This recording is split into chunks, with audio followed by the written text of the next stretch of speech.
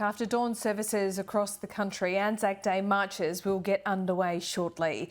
In South Australia and Western Australia, we have reporters in Perth and Adelaide. And firstly, let's go to Crystal Wu. She's at Kings Park in Perth. Crystal, the state government has made a major announcement about War Widows Day.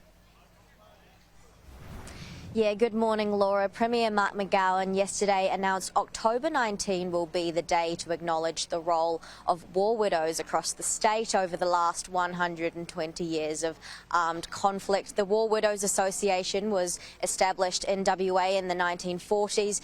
They've long advocated to be recognised for their role as war widows. The Premier says October 19 will be a day to acknowledge the loss and the suffering of these widows over the last 120 years. As you can imagine, back in the aftermath of the First and Second World War wars, there were basically 100,000 or so war widows who are out there across the country. So it's a very, very large group of people. These days, of course, it's a smaller group of people, but no less important and no less deserving of acknowledgement. Now, the dawn service at the War Memorial at Kings Park is finished. It will be followed by a gunfire breakfast and an Anzac Day march to Langley Park.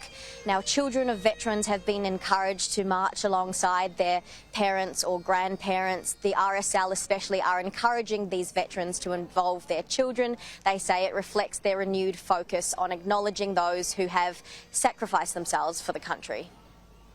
I think there's, unfortunately for those families whose loved ones have died in service to their country, I think they've given a particular level of sacrifice to the country, and we should draw out and really provide focus and attention and say our collective thanks to those family units for ultimately paying that supreme sacrifice.